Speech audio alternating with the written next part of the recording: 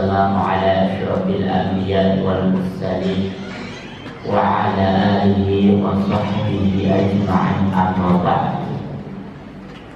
Yang saya hormati Ketua DKM beserta pengurus, ibu bapak jamaah sholat tarawih di Masjid Al-Ikhlas Desa Kedaung, Kecamatan Kedaung, Kabupaten Cirebon. Mari sama-sama kita memanjatkan puji syukur kehadiran Allah Subhanahu wa Ta'ala, yang mana pada hari ini, malam ini, kita masih diberikan oleh Allah Subhanahu wa Ta'ala untuk bisa melaksanakan sholat tarawih secara berjamaah. Dan alhamdulillah tahun ini rupiah secara serentak seluruh Indonesia dan seluruh dunia bahkan melaksanakan sholat tarawih secara berjamaah di malam Senin, hari Ahad malam Senin, tepatnya tanggal 16 Ramadan tahun 1443 Hijriah, di mana di dalam kitab Suratul Nasihin dijelaskan orang yang melaksanakan sholat tarawih secara berjamaah itu akan diberikan pahala, orang tersebut akan dibebaskan dari siksa api neraka. Ya, dibebaskan keluar dari api neraka dan juga bebas masuk ke dalam surga mana yang kalian ingat. Itulah gambaran orang yang sholat tarawih pada malam ke-16. Sholawat serta salam semoga Allah Subhanahu wa Ta'ala tercurah limpahkan kepada junjungan Nabi besar kita, Nabi besar Muhammad sallallahu alaihi wasallam. Rahmat dan salam juga tersampaikan kepada keluarganya, para sahabatnya hingga para pengikutnya. Mudah-mudahan yang di sini adalah pengikut setia Nabi Muhammad sallallahu alaihi wasallam. Buktinya malam ini masih eksis. Eksis apa? Eksistensi, masih mau menjalankan sholat tarawih secara berjamaah. Namun dari kian hari yang menuju hari berikutnya, malah barisannya makin menyempit, bahkan berkurang. Tapi di Masjid Al-Ikhlas jamaahnya makin hari makin banyak. Apakah banyak rutinitasnya atau banyak orang? Yang penting adalah tujuan kita beribadah kepada Allah hanya niatkan untuk beribadah kepada Allah Subhanahu wa Ta'ala. Jamaah sholat isya, sholat tarawih dan sholat witir. Perlu diketahui, setelah di tanggal 16 ke atas, Allah Subhanahu wa Ta'ala ada peristiwa nuzulul Quran. Setelah peristiwa nuzulul Quran ada peristiwa yang hebat, yang dimana tidak dimiliki umat-umat yang lain, yaitu peristiwa malam Lailatul Qadar. Peristiwa malam Lailatul Qadar sudah digambarkan dan dijelaskan di dalam surat Al-Qadar. Bismillahirrahmanirrahim. Inna anzalnahu fi lailatul qadar. Sesungguhnya kami telah menurunkan malam Lailatul Qadar. Wa ma adraka ma Lailatul Qadar. Dan tahukah kamu sekalian apa itu malam Lailatul Qadar? Qadar disebut kalau rohnya disir.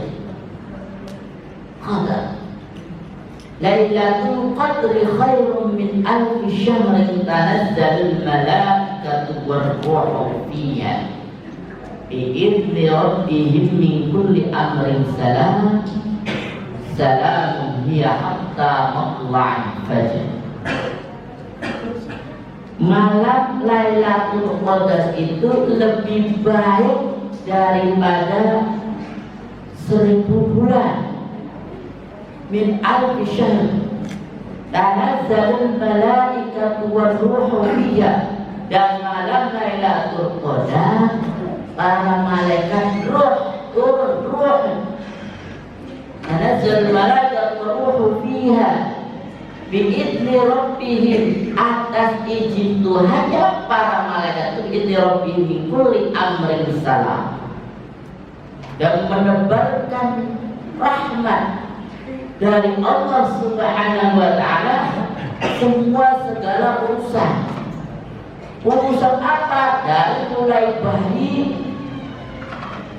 hingga yang tua. Salamun hiya hatta matla'il fajr, dan para malaikat itu memberikan salam hingga terbitnya fajar. Ma'asyiral muslimin yang dirahmati oleh Allah, jamaah salat tarawih, salat witir, malam Lailatul Qadar. Apa itu malam Lailatul Qadar? Al-Qadar bermakna ketentuan. Ada definisi arti qadar itu beriman kepada qadar dan qadar. Jadi qadar itu malam penentuan, malam yang sengaja ditentukan oleh Allah Subhanahu wa ta'ala khusus bagi umat Islam. Bahkan dalam sejarahnya, ketika malam Lailatul Qadar turun, para nabi sebelum Nabi Muhammad sallallahu alaihi wasallam merasa iri kepada umat-umatnya Nabi Muhammad. Kenapa? Karena malam Lailatul Qadar hanya dimiliki oleh umat Islam, umatnya Nabi Muhammad.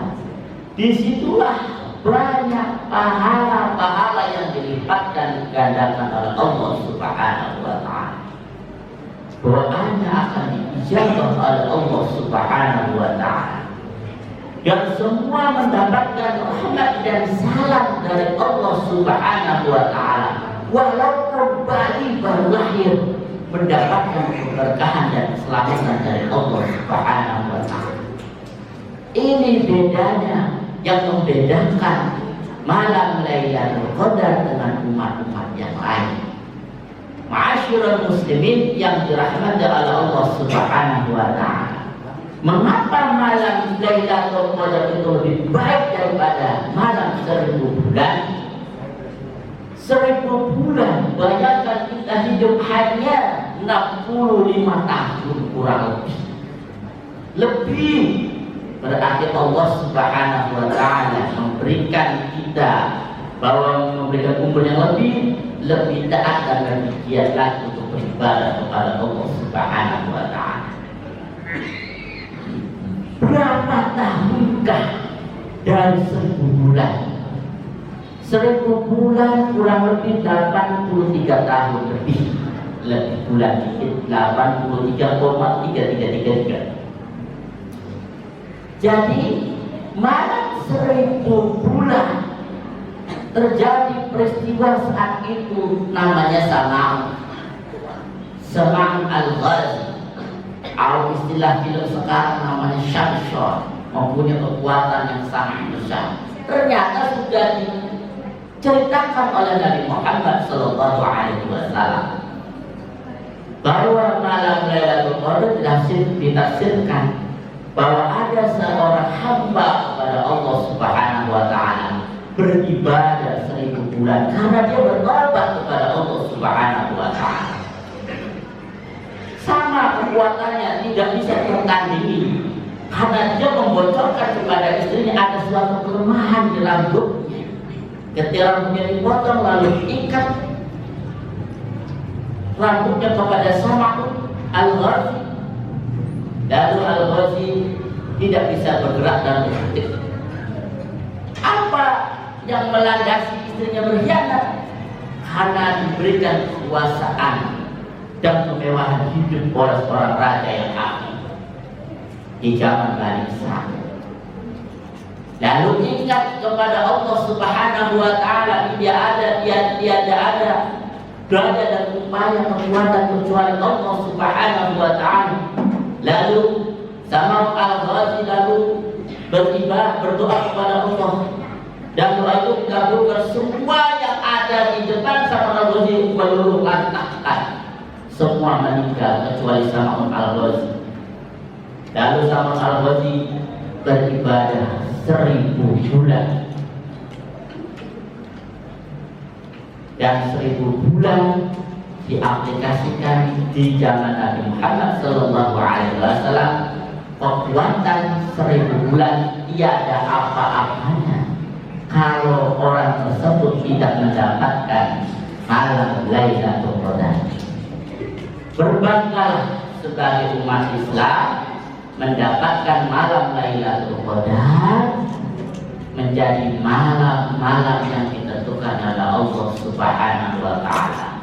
Malam keberapa sih malam Lailatul Qadar? Biasanya malam-malam Lailatul Qadar adalah malam-malam diturunkan pada hari-hari ganjil 21, 23, 25, 27, 29. Tapi malam Lailatul Qadar itu hanya sebagai penafsiran malam ganjil. Tetapi pada dasarnya di malam bulan Ramadan adalah malam Lailatul Qadar. Lalu apa saja yang kita perbuat pada malam Lailatul Qadar? Yang pertama yang kita harus perbuat adalah sholat malam Lailatul Qadar. Apakah sama sholat sunnah biasanya? Sama, gerakannya sama, cuma niatnya saja. Niatkan sholat malam Lailatul Qadar 2 rakaat, membaca Al-Fatihah dan memperbanyak surat-surat Al-Ikhlas. Apa saja yang lainnya? Membaca Al-Quranul Karim, kemudian membaca zikir kepada Allah Subhanahu wa Ta'ala, berdoa. Lebih banyak zikir tahlil yang kalian sebutkan sebelum salat tarawih. La ilaha illallah Muhammadur Rasulullah. Memperbanyak. Lalu Aisyah berkata kepada Nabi Muhammad Sallallahu Alaihi Wasallam, apa yang diperbuat pada malam Lailatul Qadar ya Allah? Ya Nabi Muhammad. Nabi Muhammad menjawab kepada Siti Aisyah, memperbanyak doa, afuun. Allahumma innaka afuun tuhibbul afwa fa'fu 'anna. Allahumma innaka afuun tuhibbul afwa fa'fu 'anna ya karim. Itu pada malam-malam Lailatul Qadar. Bukan kita mencari sandangan pangan untuk menjelang hari raya, tetapi harus benar-benar eksistensi diri kita menjadi hamba yang terbaik di hadapan Allah Subhanahu wa Ta'ala. Ada 4 golongan yang tidak pernah mendapatkan rahmat pada malam Lailatul Qadar. Yang pertama menurut Rasulullah, yang pertama adalah pemabuk berat. Orang sholat tarawih ini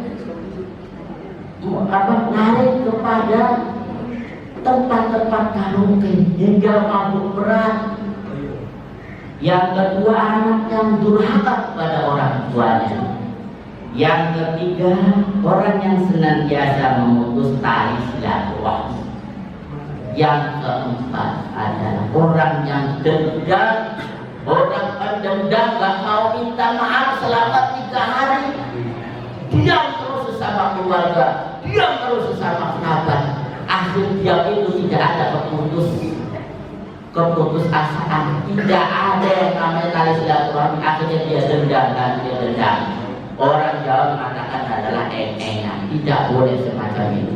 Kalau terus-terusan semacam ini dipelihara, maka malamnya Lailatul tidak akan mendapatkan sesuatu apapun. Hanya sia-sia belaka ibadah kita kepada Allah Subhanahu wa taala. Mudah-mudahan bermanfaat. Mohon maaf bila ada kesalahan dan kekurangan dari saya. Wallahul muwaffiq ila aqwamit thoriq. Wassalamualaikum warahmatullahi wabarakatuh.